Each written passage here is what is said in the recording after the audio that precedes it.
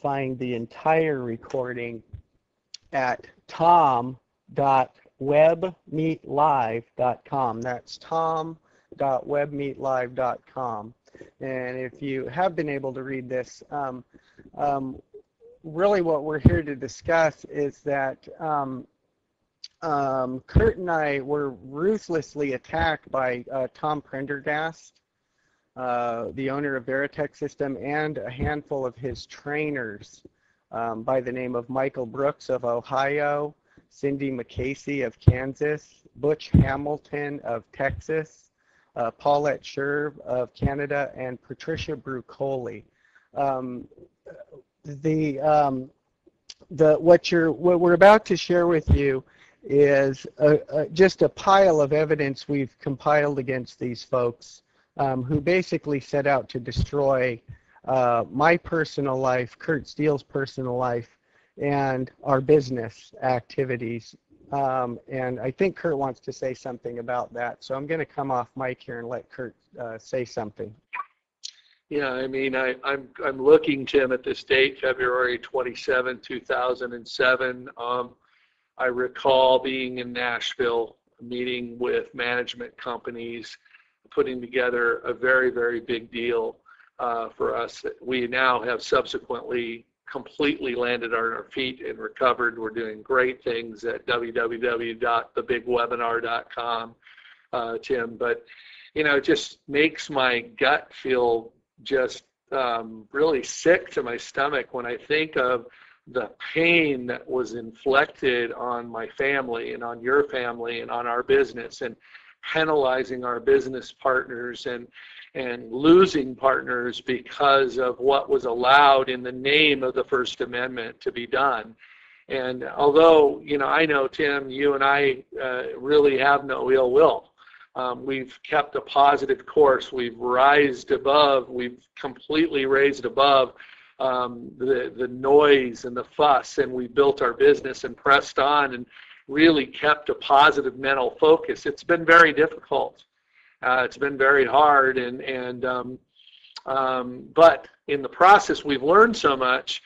So it's so tremendously exciting what's happened in our lives. But this stuff really has to stop, you know. And as I'm watching the news and CNN and Fox, and we're hearing all this stuff on YouTube and so forth, mistakes that people have made in their past that have been brought up to ruin them. And I know this has kind of touched us at the core, and it begs the question, why do people want to destroy other people? And I don't want to get into philosophy, but I really think it's important, Tim, that we bring this to light and that we shed the truth about the matter, because it's devastating. And I really would love to set a precedent that would protect people from having to go through what you and I have gone through. But as you know, we're closer than brothers now because we've been in the war together and entrenched. And it's not an Islamic terror war. It's a war with fellow people that were our partners, Tim.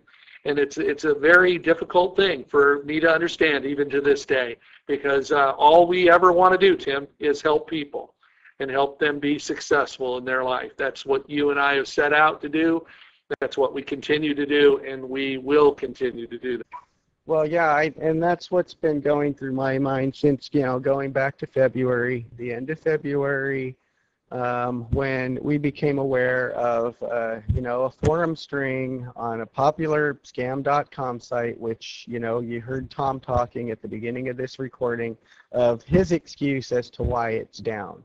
Now, I have a different theory on why it's down that I don't want to talk too much about, but I believe that considering the fact that Tom Prendergast and his accomplices became aware of this FBI investigation back in May, and ever since then we've seen them scrambling to try to get evidence down off the servers. In fact, Kurt, I want you to talk about this because this is very important, and I'm going to be showing you some of the evidence that the FBI actually has.